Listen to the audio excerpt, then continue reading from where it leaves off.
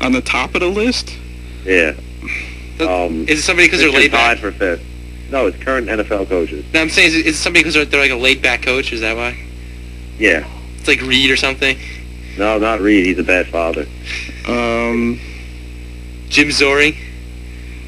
No. The guy in Miami? No. 2 of them... Mangini? No. No, Mangini's a hard ass. He's not laid back. It's not Belichick. No, actually, he was tied for 3rd. Herm. Belichick was tied for 3rd. Herm was tied for 5th with Fisher. Jeez, why can't we think of this? I'll give you a hint, Todd. Okay. We play to win the game. We just said Herm. Oh, I didn't hear you say that. You said Herm. You said you tied for 5th. My bad. The other black coach, Tony Dungy. He was He's number 1. He was number 1. And number 2 was the guy who's now famous for his fist bumps as a coach, laid back coach. NFC East. NFC East? Yeah. You always see him on the sideline like fist bumping after a big play. No, I don't recall. It's not Bum Phillips, is it? Yeah, it is. Bum Phillips. Why do people want to play for him? He's a joke. Yeah, because he's soft. He's soft on everybody. He's a joke. That's why their team is in such sad shape. I agree. It's Wade Phillips. The thing is, I just don't like... I don't know. Brad Johnson was awful. Brooks Bollinger was awful. But I thought you guys got a kick out of that poll. Yeah, that's a funny poll. What did you guys think about the Philadelphia Phillies winning the World Series? It's awful. I thought it was an upset. What do you... My roommate had this theory, Todd, that if the Phillies... This is what he said when the Phillies got to the World Series, that if they won, the Eagles would start playing a lot better because they would be...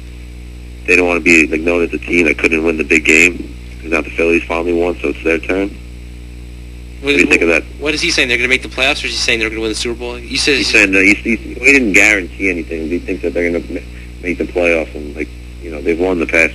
I don't know. In a row. Yeah, the only good was the Falcon win, though, so I can't really say anything yet. But if they could get by the Giants, they should be in okay shape.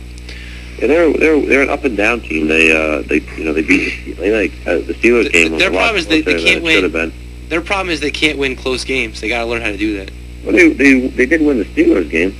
Yeah, but that was a 9-point game. I'm saying they lost the Bears by 3. They lost to the Redskins by 3 or 4. They've lost every game they lose is by 3, 7. They don't lose by much. They just lose close games. They got to learn how to win some. And that's something the Giants execute well. Giants can only lose if they get blown out. It's a close game. Giants are guaranteed to win pretty much. I guess. I really wasn't that sold on the Giants, to be honest. The NFL this year looks very mediocre. I don't know, especially when you got a team like Tennessee undefeated. That's just weird. Yeah, I mean, they have a very good defense. I'll give them that. They do, but, And their running game is pretty good. That Chris Johnson guy. You expect with, no names, like Kerry Collins leading the team, you wouldn't expect Kerry Collins, where's he from, guys? Where'd he go to college? Penn State. See the symmetry.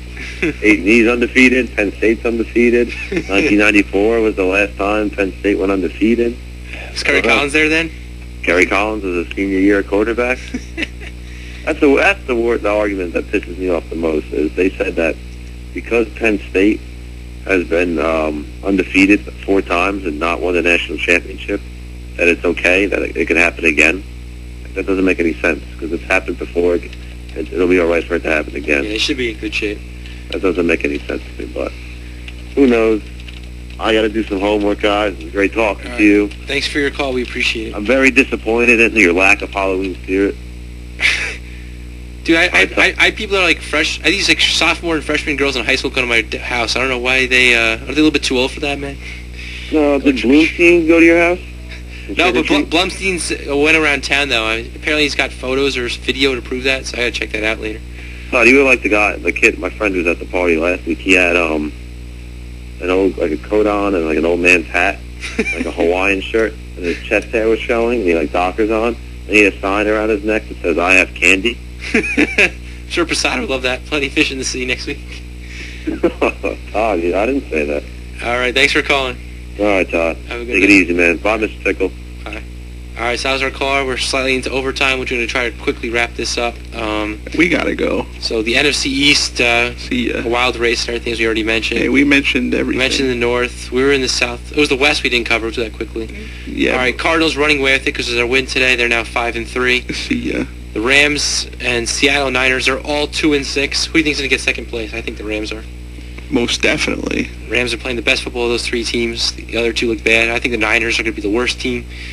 And that's pretty much it for this show. Next week, Posada likely to be here. I'm not going to guarantee it, though, as of now. Also, we'll get into the wrestling next week since we couldn't get into today. Roy should be back next week, if not in 2 weeks. And that's the great show. Good night, everybody. See you soon.